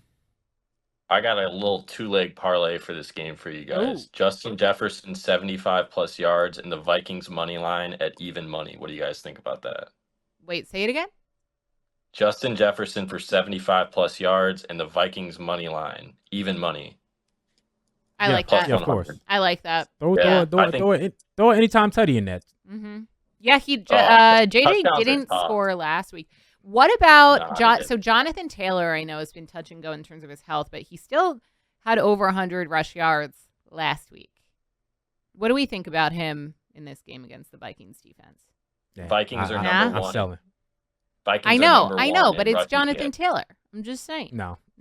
Yeah, I got it. I think they're going to throw it 40 times because Flacco's in there. So they're going to want to let it rip. We got to win this game. We got to win every game if we want to or not every game, but I think the move to Flacco indicates that they're trying to make the playoffs this year, which, I mean, they're going to get beat in the playoffs anyway, so I don't know why they're not trying to develop their young quarterback. But with that being said, I think they're moving to Flacco because they know through the air that he can give them a better advantage, and I think they're just going to let it rip, especially knowing that Vikings are the best team in the NFL at stopping the run. So I would stay away from Jonathan Taylor, but you're right. It is Jonathan Taylor. So if he has a huge game, I wouldn't be surprised. Yeah. All right, let's get to some best bets. I only got a couple of minutes. So, Dev, go to you. What are some of your best bets for the day? All right. So to recap my anytime touchdown scores, Courtland Sutton from the Broncos, Kyle Pitts and Bijan Robinson from the Falcons, James Cook from the Buffalo Bills. I do like the Bills. We didn't really touch on that game. I like the Bills winning again. I know that we have at least two rematches this week of teams that had already faced each other. So I do like the Bills winning and covering again. I like the Broncos covering the 9-point spread as underdogs against the Ravens. And I like the Lions minus 3.5. What about you? Okay. I like it. I got, like I said before, Bijan Robinson, over 75 yards rushing and anytime tutty. I like Chase Brown for a tutty. I like Jamar Chase for over 75 yards receiving against the Oakland Raiders. I really like that game. Like I said before, Alvin Kamara, anytime touchdown. The Panthers stink. They're selling. I think he gets in the end zone and has a good day. I might go over 75 yards for him also. Derrick Henry. Just throw him in. I didn't say it earlier, but just throw him in on anytime tutty. Yeah. I'm teetering around. You can always just sprinkle in a little Derrick Henry. Yeah, you know what I mean? Again, the odds aren't great, but it'll you know it's going to hit. It'll help you out a little bit. Saquon Barkley over 100 yards. That's going to be my sort of alternative. I think he has a big day. The Jaguars obviously ain't that good. They'll continue to feed Saquon a rock. Even if he, takes it to the 1-yard line and Jalen Hurts takes it, which is why I'm ignoring an anytime touchdown for him. I think he's going to get in and do some damage with the squad. And that's the only few things that I'm like totally sure. Oh, Kyron Williams. Okay. Anytime touchdown. I didn't mention him in my anytimes earlier. I don't know if I'm going to put him in my parlay for anytime touchdowns, but Kyron Williams to go over 75 yards and have a touchdown. I like it. I like I mentioned, given the Seahawks defense against the run, I like him having a really productive game. I don't know, 75 yards big, maybe 60. Maybe I'll take his alternative yard. But that man be getting 96. Like his over under was like 96 last week. Was it really? Yeah. So he's been balling when he's been healthy and he's been good. All right. That has been the Sunday spread. Devin Caney, Sean Bell, Barry Brooks will be back with us next week. Kenny Henderson, as always, have fun, win some money. Happy Halloween weekend. Happy Halloween. Part 2.